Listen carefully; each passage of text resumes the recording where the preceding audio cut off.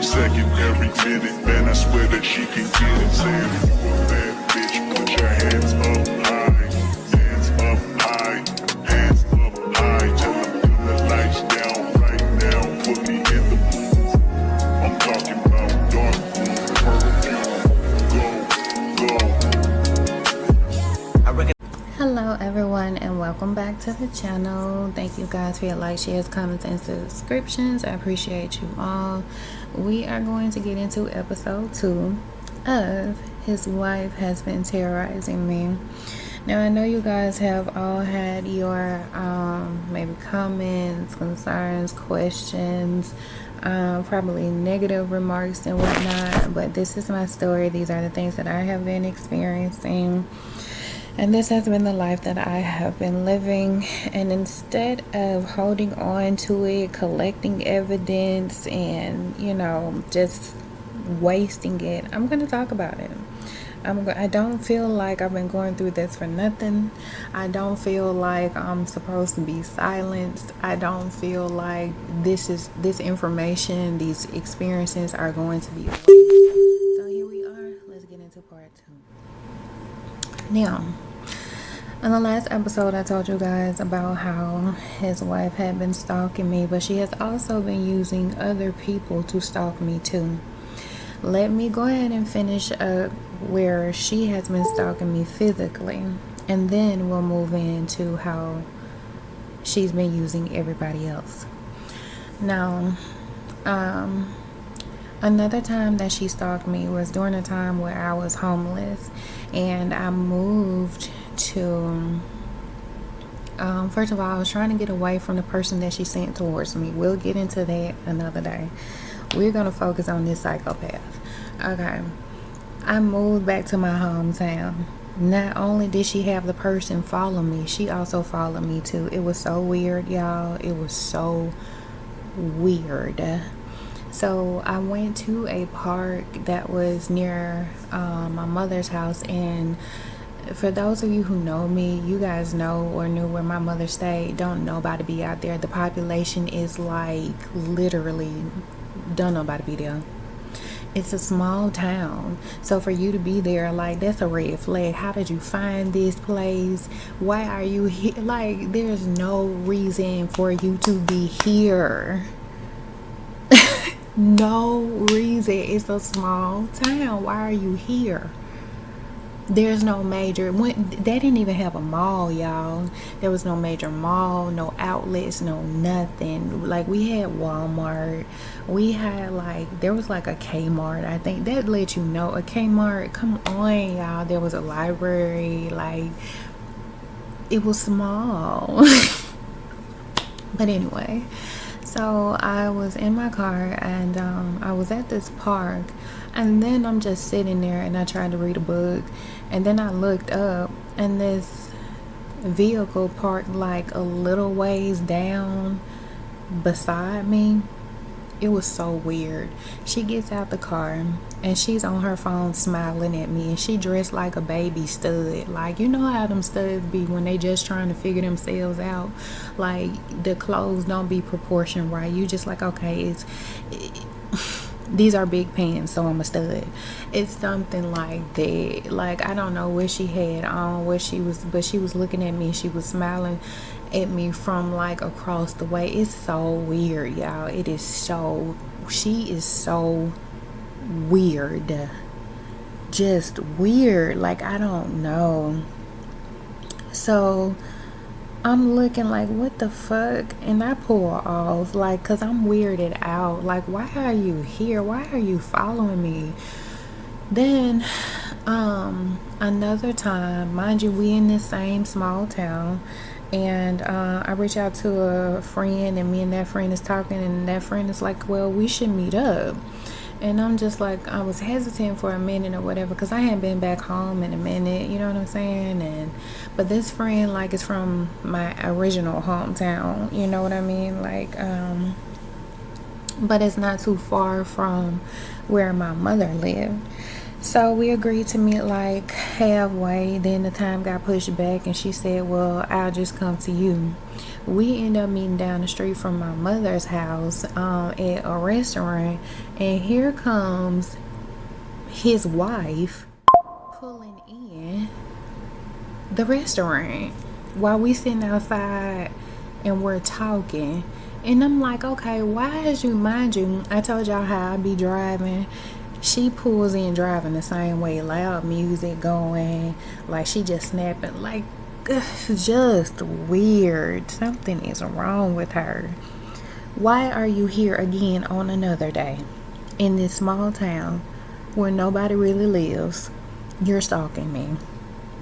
Another incident was I left there and went to Atlanta. Okay, I'm working these jobs, mind you. During this time I was homeless. But I'm picking up these jobs, like these day-to-day jobs that you get. And at this particular time, I'm working at like a popular restaurant behind the counter, hairnet and all, y'all. And she walks in, smiling, weird, staring at me, weird as fuck. Like, what the fuck? Why are you here? Mind you, there's like 8 cameras above me. They saying like, oh, you can't have your phone now, you gotta leave your phone, you can't have your phone on the floor, whatever.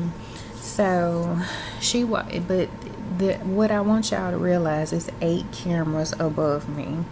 8 cameras that can see you, 8 cameras that can see me, 8 cameras that can see the food, there's like, if not 8 cameras, there was more. There was cameras there, y'all. She comes in, and then they had to put like names on the food instead, and you had to call it out. Somebody ends up ordering like a peach cobbler. On the name it says "for you." So I'm looking at the shit, "for you," like what the, just weird. Like, why? Weird as fuck. Just weird. So we're having to yell out the name, "for you."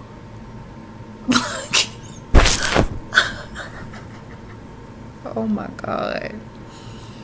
So I end up having to make another police report.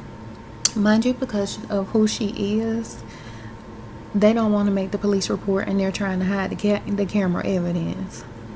So it's like, okay, well, where were the cameras? And they all over it and things like that. Then they come back and say, oh, there's no evidence. It was 8 or more cameras above. How could you not see her? She was there. These, like, all she does, throw the rock, hide the hand, go and try to terrorize you, go and follow you, do this.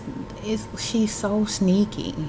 If there's any evidence, I even had like a officer, no, he was like a chief, tell me evidence equals no evidence. They hide stuff for this person and their family. Like, something is literally wrong with her. Another time that she stalked me is during this time again. I was homeless, but this time I was in Dallas, and this was before, y'all, oh my god, this bitch so weird. I was sitting at a park again, and Ian, she pulls on the side of me, and she's smiling down at me. She's in like another truck, and she's smiling down at me, like with this weird, she got this smile that's like that little Chester cat from Alice in the Wonderland type shit. Like, it's so weird, y'all. It's so weird. And then people, let's go ahead and get to the part where she gets other people to come towards me. So when I first moved to Texas, I started back volunteering. One of the things that my grandmother used to do was volunteer for a particular organization, and so being as though she passed, I picked it back up. So here I am, I'm volunteering for this organization. Then I see this girl who's looking at me, and I'm like, okay, is she nervous? Excuse me, do she want to speak? Like, what's going on? So I'm like, hi, how are you? Did not know see, my personality is so bubbly. I used to be like really friendly, very warm and inviting. Hi, how are you? Just like a people person, not no more, because they keep sending people towards me. And it's always a setup. So I'm like, okay, this person keep looking at me. This was a setup. This girl was actually in connection to his wife. This girl done been in my home. This girl done went out, like we done went out on the town, honey. We have gone out. We have done like fun places, gone to fun places, like, and I'm thinking like, oh, I'm having so much fun, da da da da. You're such a cool person. We done gone to the casino. I've never been to the casino. I'm talking about we've had fun. Did not know she was in relation to her. What was weird to me was, and this is before I knew that her entire family were in the military, before I knew that her entire family was political as fuck, before I knew who she was. So the girl ended up sending me her resume for something because she knew that I was a writer and she knew that I, whatever. And she was like, can you look over my resume and see if I need to tweak this and tweak that? Then I looked at her resume, and it said something about her being in the military. I forgot exactly, and I still got it. I forgot exactly what it said she was doing, but this was a setup. Like, you having people come towards me, get in connection with me to find out shit about me so you can get close to me too. Like, you weird. You married to my ex. I don't want you or him. Like, why y'all keep trying to invite me into y'all raggedy marriage? I do not understand it. I will not understand it. I'm not into it. Like, if they trying to do this open marriage, threesome type shit, I swear to God, I ain't here for it. Because first of all, you crazy as hell. I'm not attracted to you at all. And it's just weird. Like, no. Like, this is so weird. It is beyond weird. This girl done been in my house. She done tried to spend the night a couple of times, but I was just like, I don't know. It's like, imagine you thinking that you're cool with somebody and they're just around you because somebody else has sent them towards you. That type of stuff will mess up how you interact with people. That type of stuff will mess up how you feel, like how you feel safe around. Like, I don't even feel safe around people when they come up to me no more. I don't even feel safe around some of the people that I do know, because she has contacted people that I do know, my friends and my family.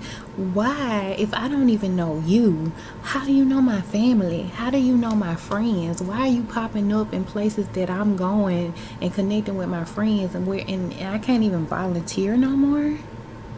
Like, you weird. Like, this is so weird. Oh my God. All right, you guys, that concludes episode 2. Let's go ahead and move on to 3, and thank you all for watching. I recognize your fragrance. Hold up, you ain't never gotta say shit. And I know